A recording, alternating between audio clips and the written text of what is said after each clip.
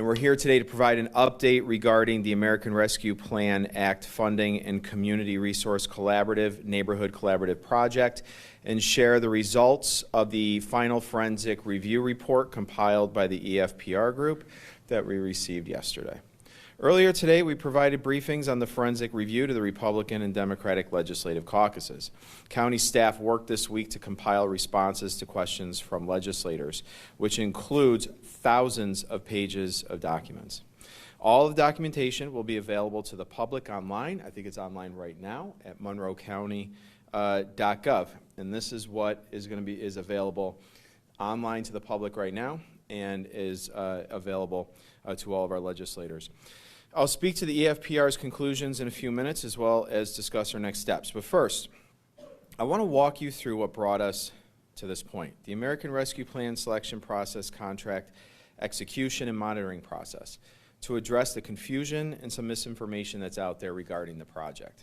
Back in 2021, the federal government made $144 million in American Rescue Plan Act dollars available to Monroe County.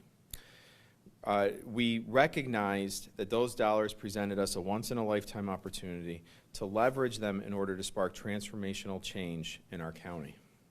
We went to the community and sought input on how we should invest those dollars. And through that process, we identified key focus areas and designed our requests for proposals to solicit projects that would be transformative, engaged in strong collaborations, and served communities and neighborhoods that have been historically underserved and underrepresented, and that were most negatively affected by the COVID-19 pandemic. One of the proposals we believed met this criteria was the Neighborhood Collaborative Project. This proposal aimed to improve the quality of life for residents by engaging in a collaboration of existing organizations to bring access to health and human services directly to where people need them most. As you know, these groups include SWAN at the Montgomery Center, Cameron Community Ministries, Father Tracy Advocacy Center, Beyond the Sanctuary, Baraka Muslim Charities, the People's Pantry, Lyle Avenue Business Association, Action for a Better Community, Baden Street Counseling and Support Center, the MC Collaborative, On the Ground Research, and C3 Consultancy Services. As part of its grant proposal, the NCP chose Community Resource Collaborative to act as their fiscal agent. The NCP chose the Community Resource Collaborative to act as their fiscal agent. The NCP's application received one of the highest scores in our review of ARPA-related applications because it met our goals with an innovative and collaborative approach that would serve the people and neighborhoods we were seeking to impact. Throughout 2021 and 2022, the Monroe County Legislature was provided significant opportunity to participate in our community stakeholder meetings, briefings, and presentations. Staff answered numerous legislator questions about our process and applications, and legislators were given multiple opportunities to review all of the ARPA documentation, score sheets, and applications. 6 of the 29 legislators scheduled appointments to review those documents. In December 2022, the legislature unanimously approved a resolution authorizing my administration to move forward with entering into ARPA grant contracts. Now, as for the Neighborhood Collaborative Project and the Community Resource Collaborative, here's what happened. Before we executed a contract with the NCP, with CRC as their fiscal agent, we conducted a risk assessment of CRC that is required by federal regulation. I know you've heard a lot about CRC being designated as high risk, so I want to tell you what that means. Federal regulations require a pass-through agency. In this case, that's Monroe County. We're the pass-through agency for the federal dollars. Requires pass-through agencies to assess a subrecipient's experience and ability to manage federal funds. Additionally, the pass-through agency must develop a plan to monitor, engage, and support the subrecipient in order to ensure the program is successful. In this case, the CRC is the subrecipient. Now, what does high risk mean? In creating a high-risk assessment to meet the federal, or a risk assessment, to meet the federal requirements, the county created risk designations to guide how we track, manage, and oversee our ARPA funds. So I want to say that again. In creating a risk assessment to meet the federal requirements, it's the county that creates the risk designations to guide how we track and oversee the grants. These were not created to judge a program's strength or credibility. High risk is the category that means the subrecipient doesn't have much experience handling complex federal grants or complex funding streams that may require additional support. High risk does not indicate a high risk of committing fraud. The county can't possibly determine that an organization is at high risk of committing fraud and then grant them dollars. That's not what the high risk designation was for. It was tied back to the subrecipient's history of managing federal grant dollars. With their high-risk designation, we instituted a higher level of monitoring for CRC in order to ensure compliance with the contract, which was signed on May 3rd, 2023. In the case of CRC, enhanced monitoring meant regular monthly meetings, on-site visits, continual communication, and stringent review of the invoices that they submitted on behalf of their NCP partners. So as you've seen, and you will see in the emails that are here and that you're going to see them posted online, there were numerous communications between county officials and the CRC. Those communications were part of the monitoring process, ensuring that the invoices were submitted properly. Now, I see people on social media talking about how many times the county kicked invoices back to the CRC, right? So you return the invoices back to the CRC, and they say, well, that was a red flag. It wasn't. Nearly every voucher submitted by all of our ARPA recipients required follow-up and additional information, because this was the first time they were submitted, because there was a learning curve when it came to meeting those strict federal requirements of ARPA.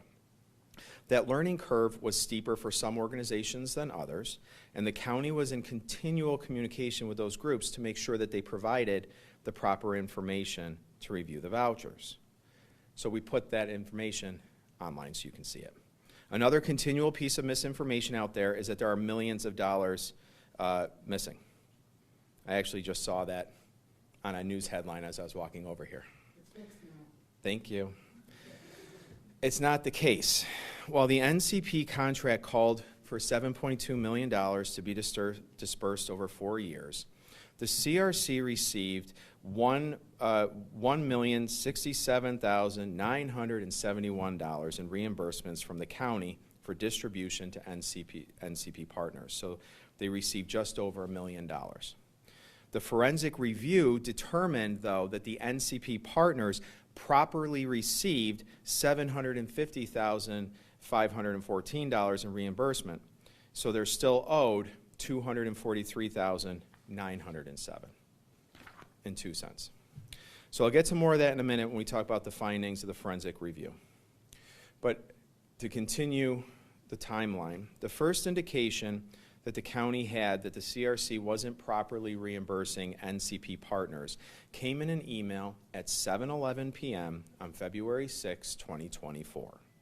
That's when the CRC's CEO informed us the organization had launched an internal investigation into mismanagement of funds and negligence regarding the agency's financials.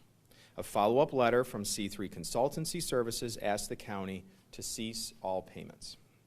Once we received these emails, we reached out to EFPR Group that night and engaged them immediately to determine what happened.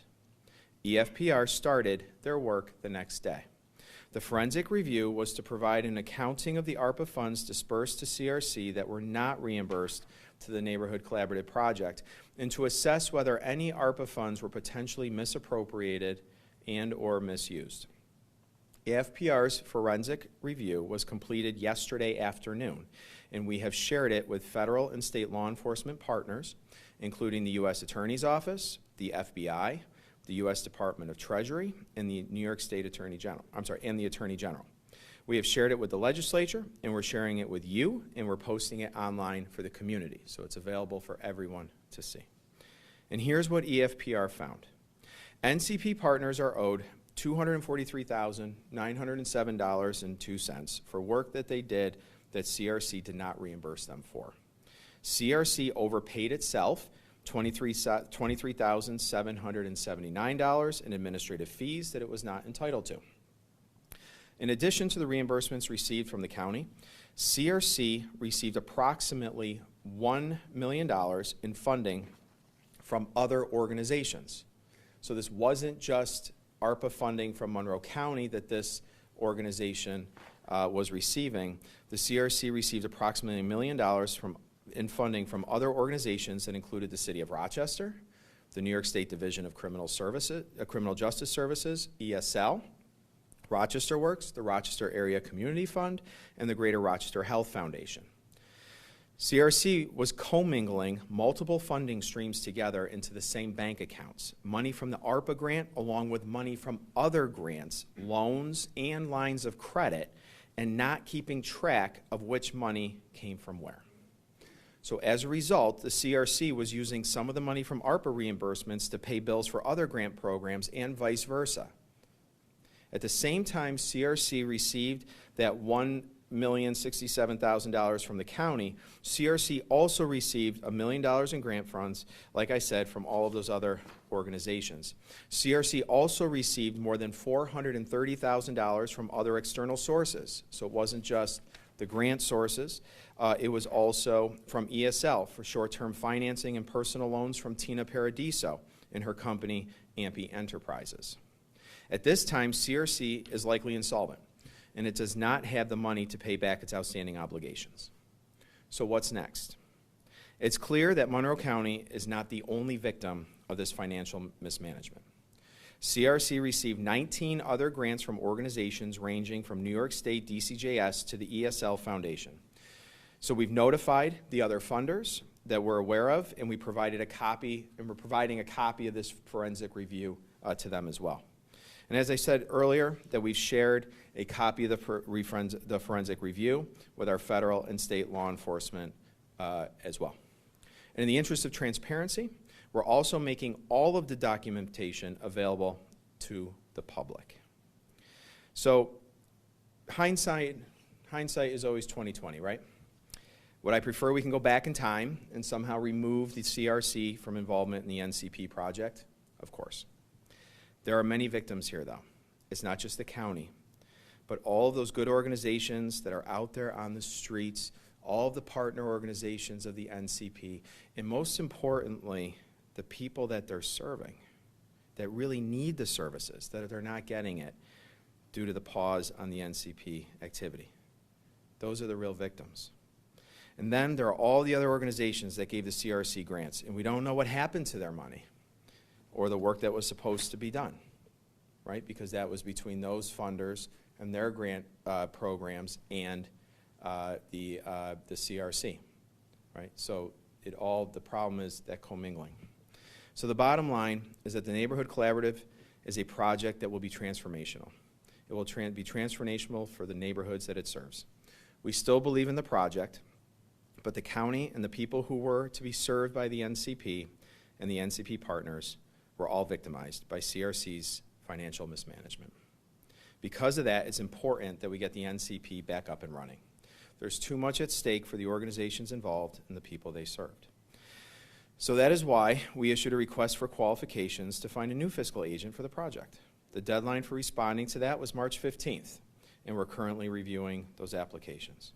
We're doing everything in our power to support these organizations and bring this funding back online and NCP back to the community, because the work being done through NCP is really changing lives.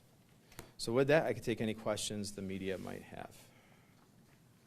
I know that was a lot. Do we, before you move forward with funding another agency to see this, are we clear on everything that went wrong? Is the county culpable at all here? I mean, I know you're saying 6 legislators came forward, and, but what else could your administration have done here? I mean, it seems like maybe were they vetted enough? Did we really have enough history? I know you're talking about high risk and all that, but what else could your administration Well, that's why I will point out, we're not the only victims here in this. So other funders, right, the City of Rochester, New York State, the Health Foundation, ESL, all provided funding to this organization. And what really happened here is when the NCP partners, those partner organizations, they submit vouchers to the CRC the way it's supposed to work. The CRC then submits those vouchers to the county as part of their payment. The money goes to CRC and then to the partners. The county was in review of all of those vouchers. We're making them available to you, so you could see what that was, to make sure that the money that we were funding, because that's the other piece of misinformation that's out there. Well, was Monroe County's money funding this? Was it funding this? Because you see all these reports coming in. The county was not approving funding for cars, right? That wasn't coming through on our vouchers. We were only paying for what was vouchered, that was part of the contracts that was approved for the NCP project. The problem arose back in February when I told you the date that this was brought to our attention, because those partner agencies, despite the fact that Monroe County had paid the CRC and their documentation was linked to the vouchers that they were paying to the partners, they, in fact, it turns out, were paying the partners. And so there was an immediate halt. And so in some way, so the fact that they were on a month-to-month review gave us that opportunity to stop it immediately.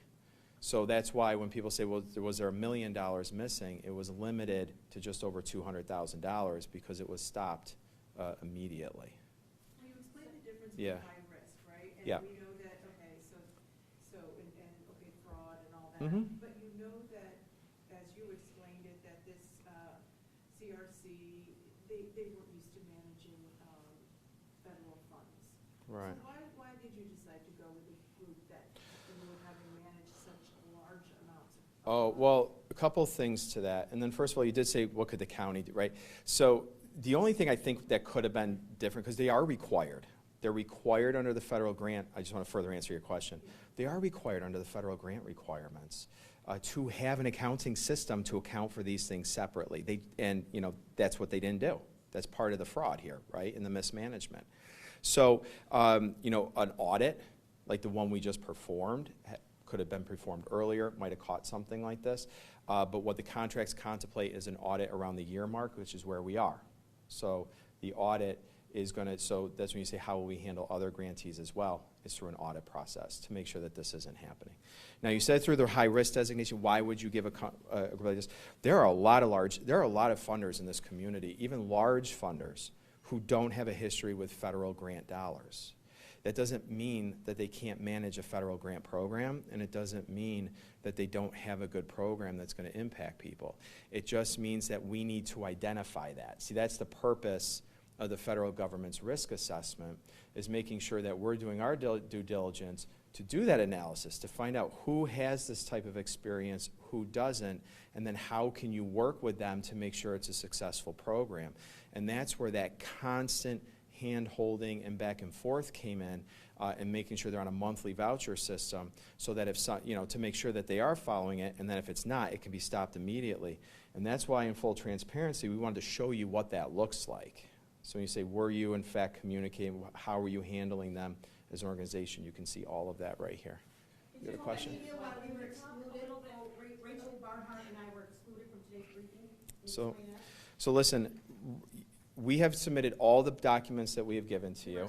You're here at the briefing today, so you're here right now, and thank you for being here. But listen, I'll address Rachel Barnhart. During my tenure as county executive, I have proven that I am willing to work with legislators of both parties. I have proven that. However, I'm not interested, though, in meeting with legislators who are not acting in good faith. Legislator Barnhart has spread conspiracy theories. She has attacked numerous victims of what appear to be a crime of gross financial mismanagement and has accused them of criminal activity. She's personally attacked several of her legislative colleagues and has accused them of conflicts of interest, and has somehow made this discussion all about her. We are providing, which is why we are providing her, we're providing you, all of the information that you've requested, all of the information that you've asked. This is my district. Okay. It grossly impacts my district, yet I was excluded for any information. Well, that is. You've deprived District 22, the poorest district in Monroe County, of information. Shame on you. Well, Shame on you. Mercedes, okay, legislator, you have to let me answer your question. All of the information that you've asked for, all of it, you've asked for all of it to be given to you by today. We are giving you all of that information. We're even giving you more. And here you are here listening to the narrative. I wasn't invited to the briefing. I didn't know that. It's been given to you. It's available online. And we even made more available online because what was asked for by both from the legislature resulted in 2,500 pages worth of documents. It took an enormous amount of staff time to show that we're not just answering the questions, but we're providing all the documentation to back up all the answers that we have. We were also foiled by the media. There was a foil that looked for some information as well. So we decided, you know what, we'll put that out there as well. So that was 1,500 more pages as well. So there's 4,000 pages of documents that will back up all the answers that we gave. Go ahead. Yep. First, it sounds to me like you're saying she was basically robbing Peter to pay Paul. There's all these ways to come in, Yep. and the money's commingled, and, Yep. and we've got a mess on our hands. Is it mismanagement or is that fraud? And where do you stand on that? Do you want to talk about that? And then I'll weigh in, but let John talk about that. Thank you. So I think you all will have a copy of the audit, or soon will, so I'll say what the auditor said because I couldn't say it better. Mm-hmm. It's hard to assess based on the record whether it's mismanagement or fraud because of all the money moving in so many different directions. It's also then, there's a question to be asked, is the fact that the accounting records were such a mess, is that deliberate or is that negligence? And so those are the questions that will have to be answered, will continue to be explored as this matter progresses. So the front page of the report, it says specifically they were not asked to do an audit, so they did not do an audit. That would have led to opinion about what might have happened in this case. Why was that route not taken? Yeah, go ahead. So I can address that one as well, right? So the EFPR, like any good CPA, is going to clearly define the scope of their project. So it is a forensic review. It is not an audit because they are not commenting on the integrity of the books. They are not addressing whether CRC's books are accurate. In fact, in that report, you'll see information where they acknowledge the scopes of the limitations of their engagement, the challenges they had in getting records. So it is not an audit of CRC and that wasn't the objective. It wasn't the objective to determine whether CRC, whether their accounting was appropriate. The objective was to ensure and determine what happens to the county's ARPA funds, which the report does. Seems like this is one in the weeds situation of many grants that you handed out. So we see how this one went so terribly wrong. How do you ensure that this isn't the case with all of the grantees that you've given money to? There's so much incredible work being done in the community, and we, and you just have to look, a lot of even the announcements we've been making, right, about the ARPA programs and the success that a lot of them have had. But our team, we have an ARPA response team, which actually you'll see a lot of that work in the documents that we're providing you, that, again, meet regularly with each one of these institutions and reviews all their vouchers, all their payments. And that's why I even said to you before, it was suggested online. Well, some of their vouchers have been rejected and sent back for review or, for edits or whatever, and then come back. That should have been a red flag to you. If you see all the vouchers that were going back and forth, right, and all the reviews that were being done, that's not a red flag. A lot of organizations go through that. That was us doing our due diligence. But at the end of the day, if someone is going to commit fraud and do something like this, you can have checks and balances put in place, which we have. You can quickly stop that fraud from happening. Right, and then we have to figure out how can we go back and try to recover funds if that's possible. The problem is the auditors also said it looks like they're insolvent. But we also, like I said earlier too, are engaging in an audit process. That's part of the process. The contract, contemplated that this would be happening right around the first year of when the contracts were, and that's where we are. How many other of the awards are these middlemen like this? And is that a concern, or is it a mix of these sort of organizations and direct payments to direct organizations that you know? It's a mix. It's a mix of both. And all the ARPA awards that again were unanimously approved by the county legislature, went through the process. They're online, so you can see all of that. You can see how they're all structured. They're all online. Yeah. So, as I understand it, the fiduciary responsibilities, commingling is really illegal. Or do you expect potential charges if it deemed this Well, was That's why we've brought the, we're submitting the audit to our law enforcement partners to have them take a look at that and have them make that judgment. Can we ask you one other off topic about the health commissioner? Sure. You have accepted his resignation. What can you share with us about why he is no longer on the job? Well, as I said earlier this week, that Dr. Mendoza is stepped down from the county, from his position with the county, and we wish him well. I thank him for his service to the county and his leadership. We obviously work closely together, particularly during the COVID-19 pandemic, and I wish him well. Did you, I don't have under much. discretion, ask him to step down? I don't have anything else to add to that. Other, we said earlier this week, I'm not getting into weeds of personnel issues, but I wish him well. I think I thank him for his contributions to the county. I thank him for his many years of service. Like I said, we started I didn't say it just now, but we're conducting a search for the replacement, and I'll have more information on that in the coming weeks. Let me rephrase that question a little bit. When there's a lack of information that allows rumors to spread, and that kind of is happening, is there any additional information you can give us about the circumstances under which Dr. Mendoza left? I mean, you say he stepped down. Yeah. Was it voluntary? Was he asked to step down? Listen, I'm not. Were there mitigating circumstances? Yeah. Listen, I'm not going to respond to rumors. I've seen stuff on Twitter. I'm not responding to all that. I don't get into I'm not going to respond to rumors and personnel matters and things like that. We were pretty open about this earlier this week. We sent out a press release about this. Michael Mendoza stepped down. I thanked him for his years of service. He's been with the county, I think, for 7 years. I really don't have anything else to add to that. It just is what it You do is. What it is. I mean, one day, notice, really no explanation for somebody who's so really well-known and in this community. It was an unusual departure. Okay. Anything else? Is it a personnel issue? What's that? Is it a personnel issue? Well, he worked for Monroe County, so it's all part. Yeah, everybody who works for Monroe County is. I don't know what you mean by that, but I would just say, You sort of, I mean, everybody but comes and you goes. appointed him yourself, not terribly long ago. So he was marching with his team at the parade on Saturday. He was Yeah. advocating in Albany the day before. Yeah. He was let go. So I get, the community sees that and they say, well, what on earth could have happened? And he has been fairly quiet about the whole situation so far as well. Okay. There's some No. No. Earlier this week, he chose to step down. I don't. There's nothing more to say about that. There really isn't. He stepped down with Okay. 1 day's notice? Okay. What's that? Did he step down with 1 day's notice? I don't really have anything else to say about it. So we put out a statement about it earlier this week, and that's what it is. All right? Thanks, everybody. All right.